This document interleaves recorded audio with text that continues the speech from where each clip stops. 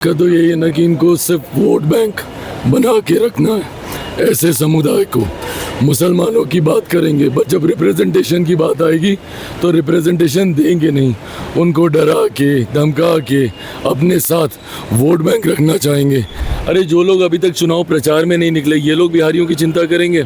आज से ये लोग चुनाव प्रचार शुरू कर रहे हैं। अभी तक तो भैया हम लोग का गला फंस के ठीक भी होने पे आ गया।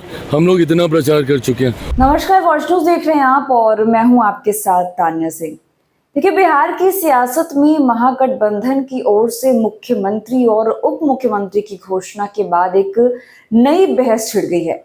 एआईएमआईएम के प्रमुख असदुद्दीन ओवैसी ने मुसलमानों की अनदेखी को लेकर सवाल उठाए, तो उस पर अब केंद्रीय मंत्री और लोक जनशक्ति पार्टी रामविलास के प्रमुख चिराग पासवान ने तीखा हमला बोला है। उन्होंने कहा कि महागठबंधन के नेता वर्षों से मुसलमानों को सिर्फ वोट बैंक की तरह इस्तेमाल करते आए हैं। ओवैसी के बयान पर प्रतिक्रिया देते हुए चिराग पासवान ने विपक्षी दलों की नीयत और उनके राजनीतिक दोहरेपन पर भी गंभीर सवाल खड़े किए हैं। तो सबसे पहले आप चिराग पासवान का ये वीडियो देखिए।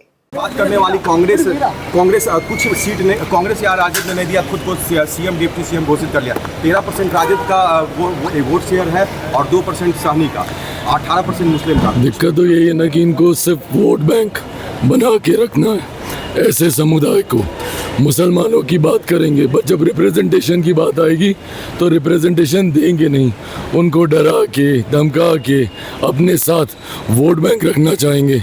सैनी साहब को ही देख लीजिए, अपना समझौता हो गया, खुद डिप्टी सीएम बनने की घोषणा हो गई तो भूल गए। सीटें मिले नहीं मिले, अपने समाज के बाकी लोगों को लड़ा पाए नहीं लड़ा पाए। ये सिर्फ अपनी व्यक्तिगत महत्वाकांक्षाओं की लड़ाई महागठबंधन के घटक दल लड़ रहे हैं। अरे जो लोग अभी तक चुनाव प्रचार में नहीं निकले, ये लोग बिहारियों की चिंता करेंगे। आज से ये लोग चुनाव प्रचार शुरू कर रहे हैं। अभी तक तो भैया हम लोग का गला फंस के ठीक भी होने पे आ गया। हम लोग इतना प्रचार कर चुके हैं और ये लोग अभी तक निकले नहीं है। इन लोगों को सिर्फ आपसी महत्वाकांक्षाओं की लड़ाई लड़नी है। बिहारियों से इनका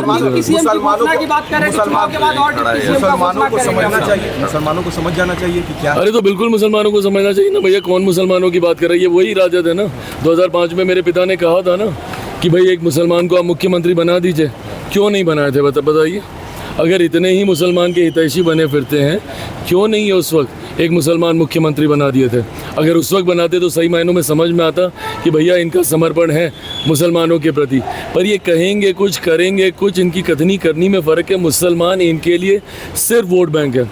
और जितनी जल्दी मुसलमान ये बात समझ जाए, भाई हम लोग कहने के लिए नहीं कहते, जितनी भी हम लोगों ने गरीब कल्याण की या जन कल्याण की योजनाएं बनाई हैं, उसमें बिना भेदभाव के हम लोगों ने देश के हर एक व्यक्ति, भले हो किसी भी जाति समुदाय से, किसी भी धर्म से आता हो, उसके लिए हम लोगों ने ये योजनाएं बनाई हैं। पर ये लोग तो उसमें भी जात देखते हैं, उसमें भी धर्म देखते हैं।